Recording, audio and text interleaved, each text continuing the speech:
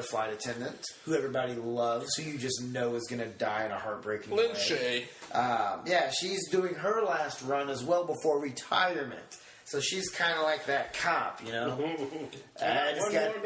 One more day to retirement, and then I'm out of here. Yeah, it's just going to be me and the wife. We're going to sit on the porch, drink iced tea. Oh, no, you're not, lady. So anyways, the snakes bust out of the crates. They're on this time thing that allows these crates just explode open in the cargo area. And as soon as the snakes are released, they can smell the pheromones in the air. And at the same time... the fact that it was on a timer to open up. Well, yeah, because they had to wait till the plane was in the air and probably away from like a safe landing spot. If the snakes would have just been there before they took off, they would have been like, "Hey, hang on, there's snakes on this plane. Everybody, please step back off." So they waited until they were in the air. There was nothing they could do. Oh, being flown by David Koechner. I wondered if you're going to. So. If this episode airs December 18th, right? Yeah. So you have 3 chances to see David Koechner at Crackers Comedy Club in Broad Ripple tonight, unless it's after 10, then you're fucked. Then it would be just Friday and Saturday, 7:45 and 10. Crackers Comedy Club in Broad Ripple. CrackersComedy.com for reservations. But Champ from Anchorman is guiding this flight.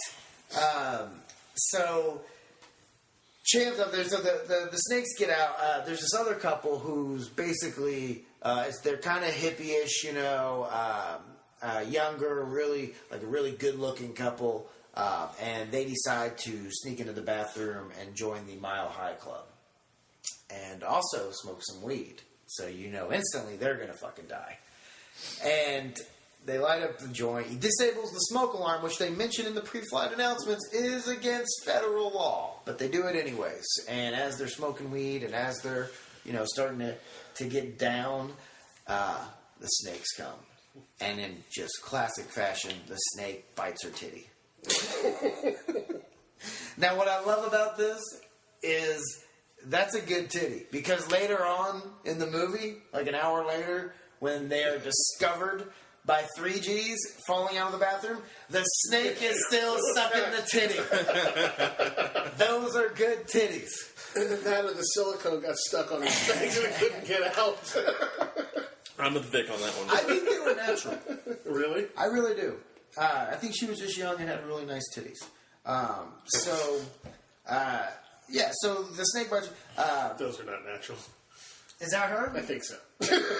Those are not natural in any way, shape, or form. Not there, but that's a different picture. I don't think they were that big in the movie. They weren't near that big in the movie. Yeah. So anyways, also, snake bites the guy's dick. That's great. That would be like everyone's nightmare. Because remember, Corey, these are some horny-ass snakes. Apparently, they'll go after dick, too. With like a small snake, you know.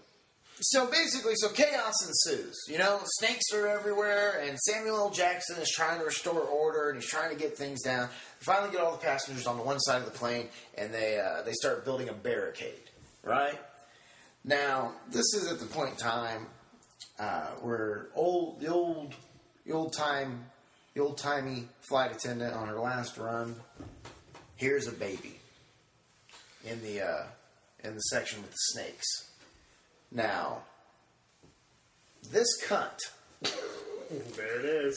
risks the lives of everyone on the plane for a fucking baby. Like, I'm sorry. I have a child. And honestly, if it was my child, I would go after my own child. I don't remember. Did both of the parents die? Is that when? No. The mom was laying in there. Okay. So here's the thing. So old grandma breaks down the barricade that everybody had literally just, like, worked as a team to put together. So, you know, they're kind of like, oh, like, really?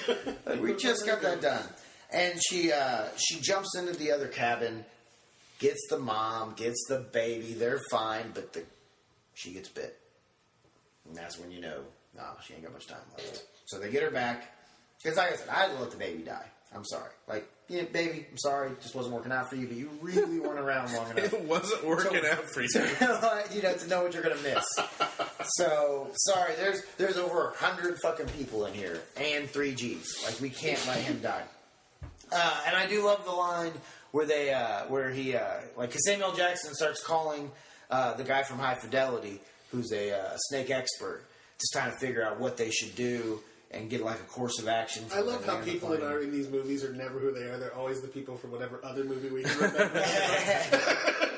Well, he tells him about the pheromones, and he's like, "Oh, snakes on crack."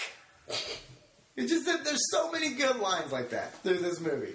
And then like the part where like they get everybody over to the one side of the plane, and then they all start complaining to the flight attendants. Like, that was so perfect. I was like, yeah, that's people. That's what they would do. Like, this is ridiculous. Like, the flight attendants had anything to do with the fucking venomous snakes that are running around the plane. That's just bad writing. It's just annoying writing. I hate it when they do that. Oh, that was great. That's exactly what people would do. If people were in a Walmart and then just all of a sudden these fucking tigers just out of nowhere just came into the Walmart and started killing people, they'd be like, well, this is bullshit. I want to speak to a manager. When I go grocery shopping, I should expect not to have to run into tigers. Go to the mall. Go to the mall, it's okay. And then I love the part where solve the people of Walmart. Where Samuel L. Jackson is talking to the guy from High Fidelity, and he's like, he goes, time is tissue. And it's like Sam didn't know that was even in the script, because he's like, time is tissue. What the fuck? That's going to be my new thing. Time is tissue. So whenever one of us is just rambling on, I'm going to be like, all right, guys, come on, time is tissue.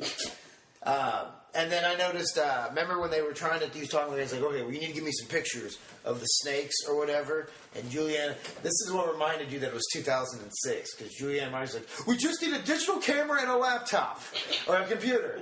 And Cher from Clueless is like, well, what about this? It's got both. You know, people in the theater are probably like, oh, fuck. It was like seeing Super Mario 3 during The Wizard. You know, you're just like, oh, shit. Like, what is this here? It was like the first smartphone, which got added to her character. That was, like I said, she was the Paris Hilton-y character. And then, unfortunately, the lovable honeymoon couple, good people. I actually thought they were going to make it, but they do not, which kind of goes to show you, 50% of marriages end in divorce, or 1% end in double. You just can't let me fucking do it, could you? I didn't know you were going there. You didn't. Oh no. Yeah. I had to get the joke in Jesus this time. Yeah. I will say this, because David Koechner, Champ, Rick, gets bit in the arm and falls into this pit. And Samuel L. Jackson has to take over the controls for a few minutes. But Rick's a goddamn trooper. He gets back up with a fucking giant Popeye arm. Not only that, gets back in the pilot seat and still sexually harasses the stewardess. Like, that is fucking impressive. That's a dedication to creepiness right there. And then you have the creepy kid who draws the snake that bit his brother, which I thought was kind of weird. I'm like, your brother's dying of snake venom, and the first thing you think of is, just need to get this on paper. Let's draw it. I want to remember this moment. This memory preserved forever. And cherish these moments as if they were your last. It's called that to the Mortal Kombat episode. Yeah. So then there's no AC. The AC gets knocked out. And if you notice, Samuel L. Jackson is so fucking cool that even with no AC, he can still wear a leather jacket. Doesn't need to take it off. So he goes on a mission to get everything back up and running. Yeah, a couple people are dying here and there. He gets into the cockpit. He gets the AC back on. But they have Koechner dies. Rick, the pilot, dies. So now there's nobody to land the plane. And the cockpit is full of snakes. And what do you do when you have to fly a plane and the cockpit's full of snakes? Enough is enough! I have had it with these motherfucking snakes on this motherfucking plane. Everybody strap in. I'm about to open some fucking windows. Yeah, open some fucking windows, Corey. Yeah, open some fucking windows. How hyped are you right now? Like, yeah, open those windows. Sam. Yeah, that'd make a lot of sense. What do you mean? Yeah, of course it does. No, it's the same principle as to Who's Fire and Rain. What? I see fire, I see rain. You know what I'm talking about? Sing the song.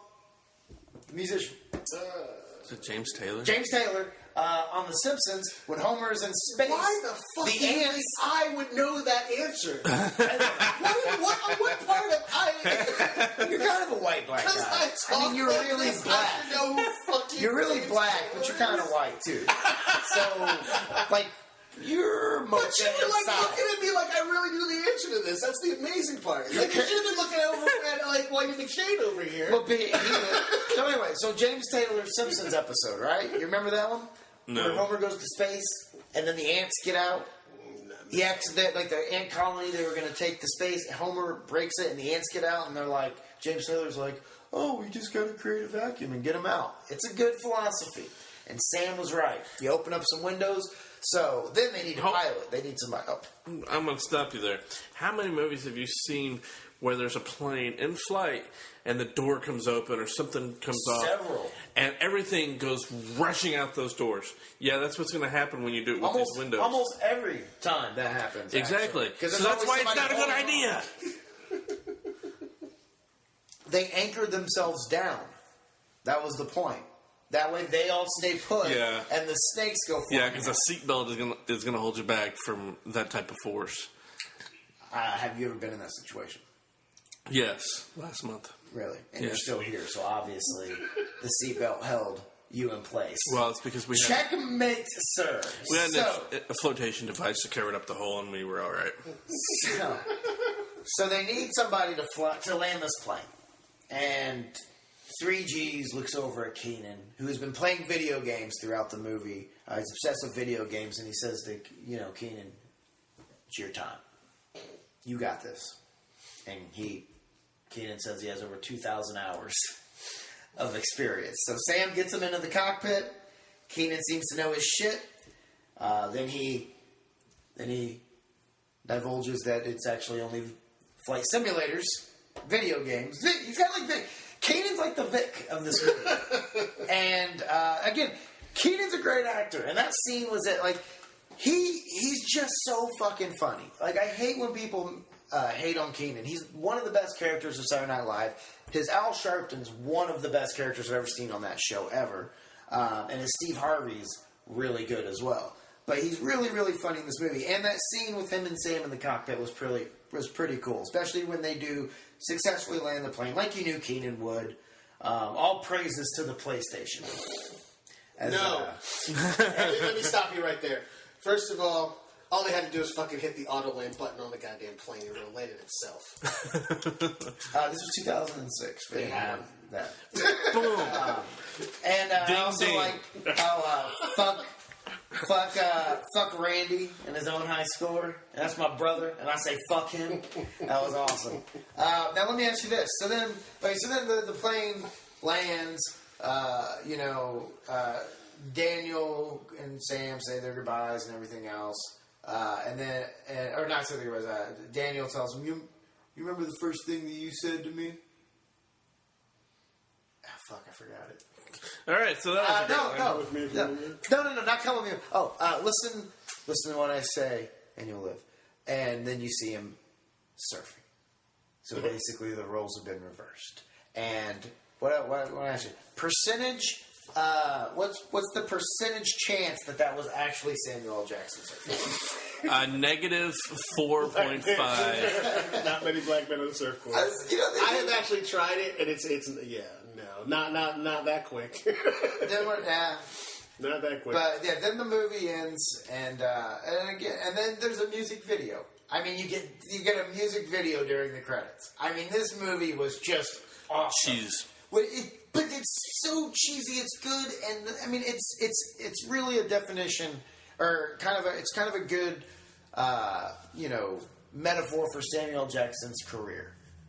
he'll do just about anything, and he'll be great in it. Because he was great in this movie. Like, he's great in everything. That's why he's the iconic figure he is. And again, I think when you mention Samuel L. Jackson movie to people, I think